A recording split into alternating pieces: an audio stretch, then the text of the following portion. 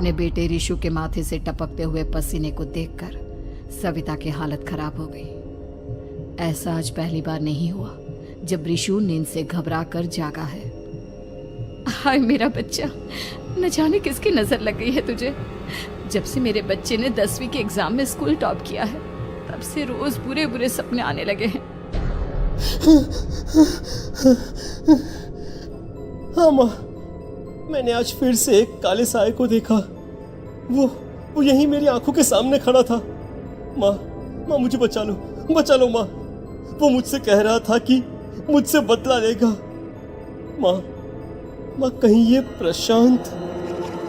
चुप कर, कैसी बात कर रहा है? दोबारा उसका नाम मत लेना।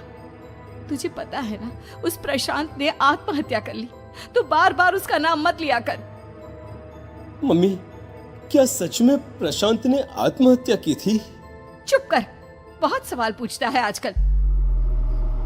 और फिर रात के वक्त सविता के पूरे घर में एक अजीब सा काला धुआं छाने लगा। गहरी नींद में सोई सविता की जैसे ही आंख खुली उसका दम घुटने लगा। वो दौड़कर ऋषु के रूम की तरफ गई जहां उसके दरवाजे पर घूमती एक काली परछाई देख वो बुरी तरह से घबरा गई। कौन है वहाँ? कौन है? सामने आओ।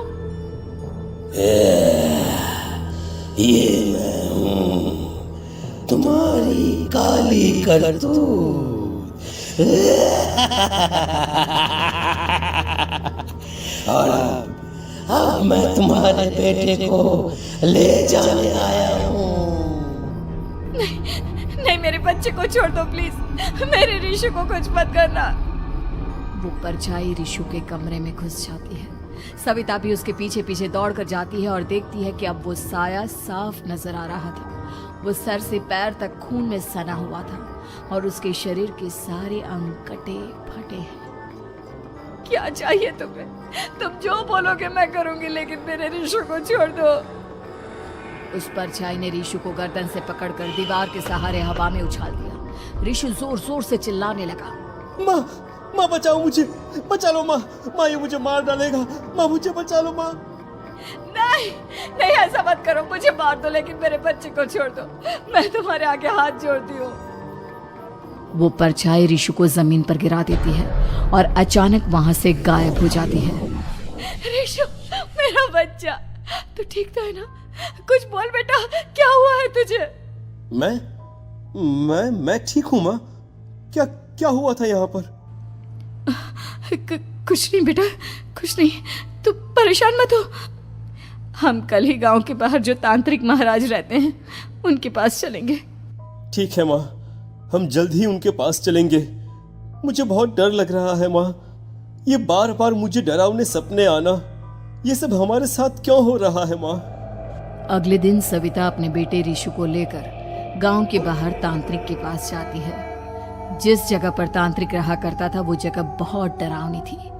चारों तरफ कंकाल और खूब भूतियां नजर आ रही थी। गांव से दूर वीराने में उस जगह पर जोर से आंधी चल रही थी। ऋषु ने डर कर अपनी माँ का हाथ पकड़ लिया। माँ मुझे बहुत डर लग रहा है। ये कैसी जगह है? देख बेटा, हमारे साथ जो कुछ भी हो रहा है उसका इलाज सिर्फ और सिर्फ ये तांत्रिक महाराज ही बता सकते हैं। अब यही है जो हमें प्रॉब्लम से बाहर निकाल सकते हैं। जैसे ही सविता और ऋषु तांत्रिक की झोपड़ी के अंदर पहुंचे, वहां का नजारा देखकर उनकी आंखें फटी की फटी रह गई। तांत्रिक की झोपड़ी के अंदर कई सारे लोग अपनी गर्दन घुमा घुमा कर जोर जोर से चीख रहे थे। कौन हो तुम और यहाँ क्यों आई हो? महाराज, मेरे बेटे को कुछ दिनों से एक डरावनी काली परछाई नजर आती है और कल रात उसने मेरे बेटे पर हमला भी कर दिया।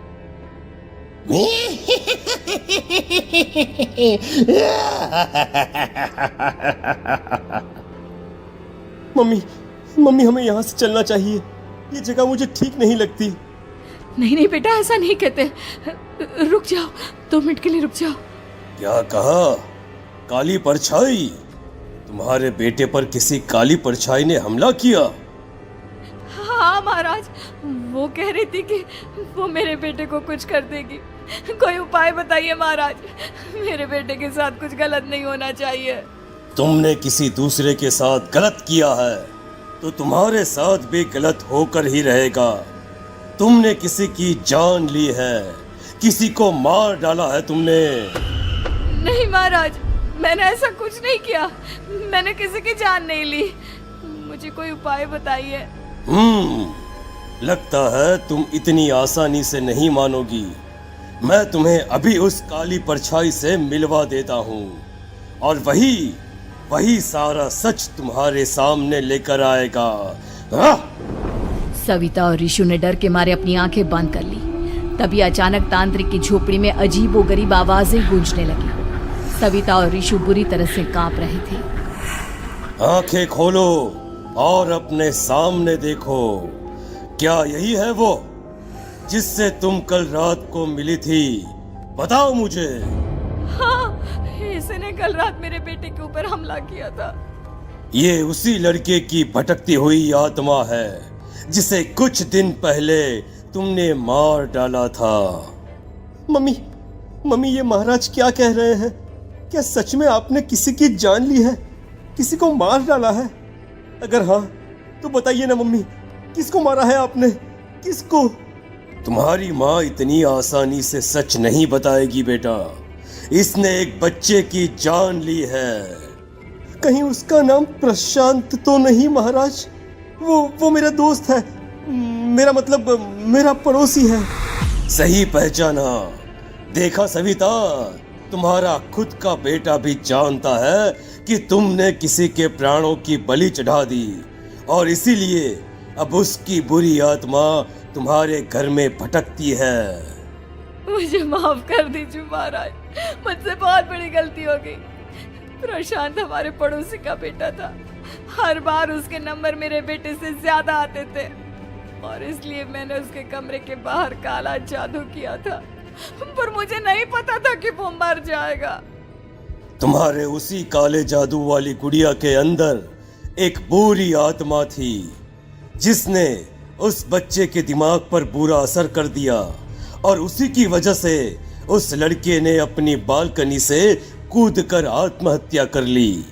इसकी वजह सिर्फ और सिर्फ तुम हो, तुम। नहीं महाराज, जो कुछ भी हुआ मुझे नहीं पता था कि प्रशांत अपनी जान दे देगा। प्रशांत की आत्मा इस वक्त तुम्हारे सामने खड़ी है, हमसे बात करना चाहती है।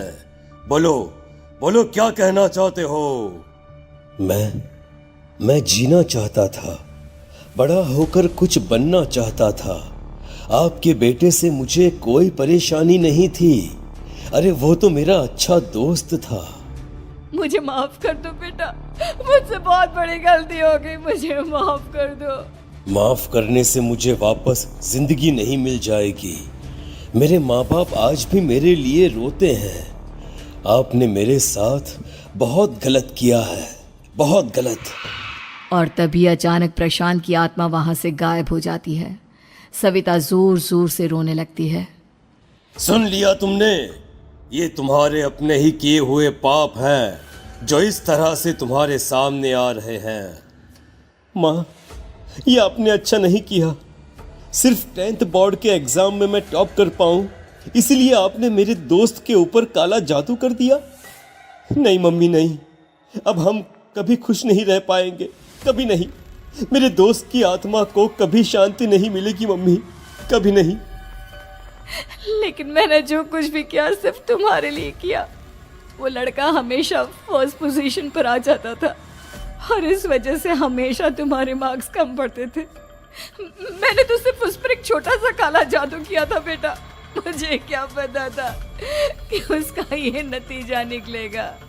जिस गुड़िया को तुमने उस लड़के के कमरे के दरवाजे पर लगाया था, दरअसल उसके अंदर एक बुरी आत्मा का प्रवेश हो गया था, जैसा कि अक्सर काला जादू करते समय हो जाता है। मुझे अपनी गलती का एहसास हो गया है। मैं प्रायश्चित करना चाहती हूँ, आप बताइए मैं क्या करूँ? प्रशांत के घर जाकर उस काली गुड़िया को वहां से निकालकर यहाँ लेकर आओ। मैं उसे आग में जलाकर राख कर दूंगा और उसके बाद प्रशांत की आत्मा को हमेशा के लिए मुक्ति मिल जाएगी।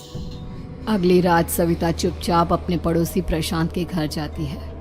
प्रशांत के माँ बाप प्रशांत की मौत के बाद उस घर को छोड़कर हमेशा के लिए वहां से चले गए थे। जैसे ही सविता उस घर के अंदर कदम रखती है, उसका सामना अजीबोगरीब हैवानियत से भरी आवाजों से होने लगता है। ऐसा लग रहा था जैसे कोई बुरी तरह से चीख रहा हो। सविता जैसे ही प्रशांत के कमरे के बाहर पहुंचती है, वहां पर लटकी हुई गुड़िया के शरीर से खून टपकने लगता है। ये क्या हो रहा है? इस गुड़िया के शरीर से खून क्यों टपक रहा है? सविता हिम्मत करते हुए उस गुड़िया को वहां से उतारने की कोशिश करती है, लेकिन तभी अचानक से बहुत भयानक दिखने वाली औरत उसकी आंखों के सामने आकर खड़ी हो जाती है। मैं यहाँ से कहीं नहीं जाऊंगी, और अगर तूने मुझे यहाँ से हटाने की कोशिश की तो मार डालूंगी मैं तुझे। नहीं नहीं, मुझे तुम्हें यहाँ से ले जाना ही होगा, नहीं तो मेरा बेटा, उसकी जान को खतरा है। मैं तुम्हें नहीं छोड़ सकती। अगर तुम्हारे अंदर हिम्मत है तो मुझे इस घर से बाहर ले जाकर दिखाओ। और ऐसा कहकर वो औरत सविता के ऊपर हमला कर देती है और उसे हवा में उछाल उछाल कर जमीन पर पटकती है। लेकिन तभी अचानक मौका देखकर सविता अपने हाथ में ली हुई सुई उसके हाथ में चुभो देती है। हाथ में सुई लगते ही वो औरत जमीन पर तड़पने लगती है। ये क्या किया तूने? ये क्या कर दिया? तुझे ऐसा नहीं करना चाहिए था। तांत्रिक ने मुझे कहा था कि तुझसे जीतने का सिर्फ यही एक तरीका है जिससे मैं अपने पापों का प्रायश्चित कर सकती हूँ और अपने बेटे की जान बचा सकती हूँ।